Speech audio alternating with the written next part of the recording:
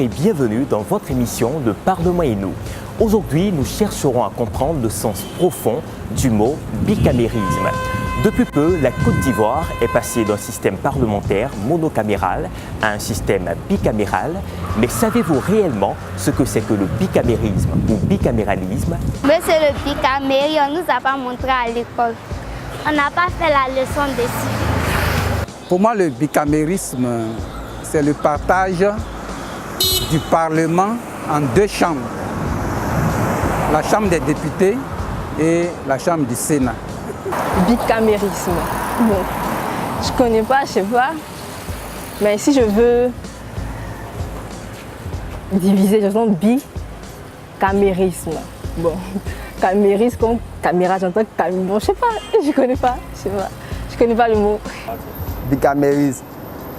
Je n'ai pas entendu parler de ça, mais toi, peux me dire ce que ça signifie. Pour en savoir davantage sur ce système nouveau en Côte d'Ivoire, nous avons rendez-vous à l'Assemblée nationale avec M. Adra, directeur des services législatifs.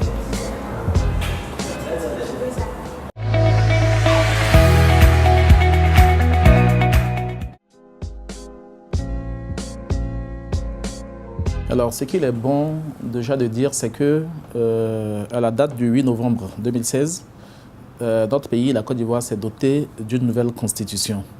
Et cette constitution prescrit que désormais, le Parlement est représenté par deux chambres.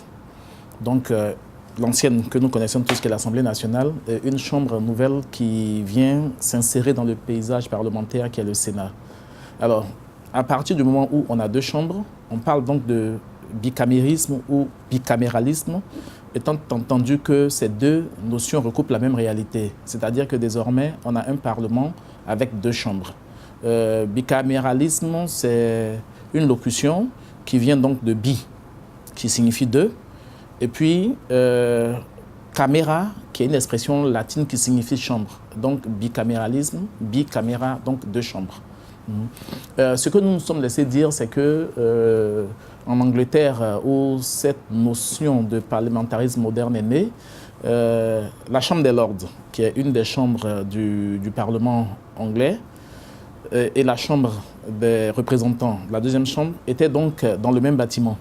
Et une des chambres était située à l'étage, donc chambre haute. La deuxième chambre était au rez-de-chaussée, donc chambre basse. Donc la notion de bicamérisme, qui implique nécessairement qu'il y ait une chambre haute et une chambre basse, n'a pas pour effet d'instaurer, disons, une hiérarchie entre les deux chambres, mais c'est d'abord une notion, j'ai envie de dire, géographique, donc une chambre à l'étage, une chambre au rez-de-chaussée.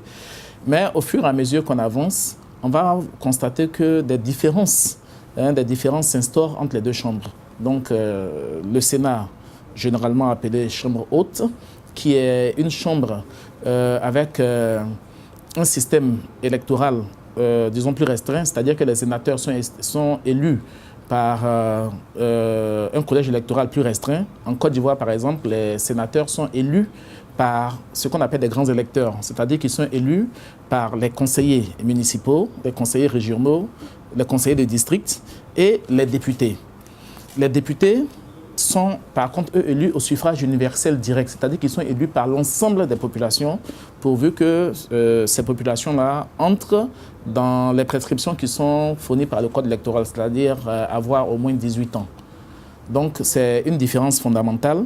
Donc les députés représentent l'ensemble des populations et les sénateurs vont eux plutôt représenter les collectivités territoriales qui sont, disons, à la base de leur élection.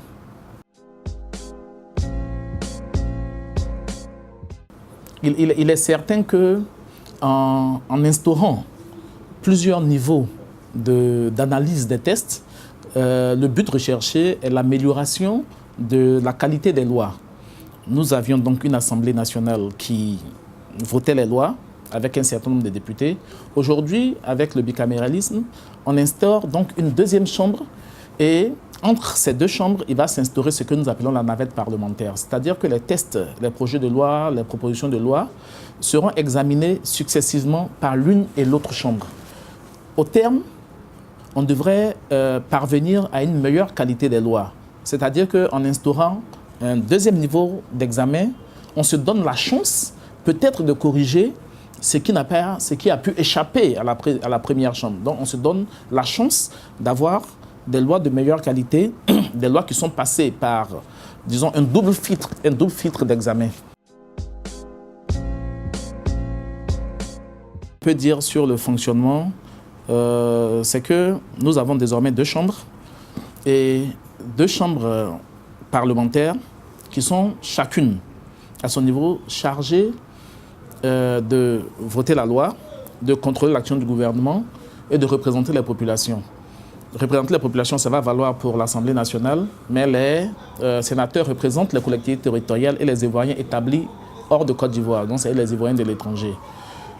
Pour le travail parlementaire, pour le travail législatif surtout, les 2 chambres auront à se passer les tests après un examen par chacune des 2 chambres. C'est ce qu'on appelle la navette parlementaire. Ce qu'il est bon de signaler aussi, c'est qu'il arrivera des moments où les 2 chambres seront amenées à se réunir ensemble. Donc les membres de chacune des 2 chambres réunis tous ensemble pour former ce que nous appelons le congrès. Donc ce congrès-là, il se réunit lorsque le président de la République le demande. Donc, à la demande du président de la République, le Congrès peut se réunir pour examiner les questions que le président voudra bien leur confier. Le Congrès se réunit aussi une fois par an obligatoirement pour entendre ce que la Constitution appelle le discours sur l'état de la nation du président de la République. Et le Congrès se réunit également lorsqu'il s'agit de modifier la Constitution. Donc, nous avons 2 chambres. Chacune travaille de son côté, chacune a un fonctionnement autonome, mais il y a des situations pour lesquelles les 2 chambres sont amenées à collaborer. L'Assemblée nationale a son siège à Abidjan. Le Sénat a son siège à Yamoussoukro. Au jour d'aujourd'hui, l'emplacement, disons le siège du Congrès n'a pas encore été déterminé. Mais nous gageons que Yamoussoukro étant la capitale politique de la Côte d'Ivoire, il y a de très fortes chances que ce soit Yamoussoukro qui soit retenu comme étant siège du Congrès. Mais ça reste à être déterminé par le gouvernement, en accord avec bien sûr les 2 présidents et de l'Assemblée nationale et du Sénat.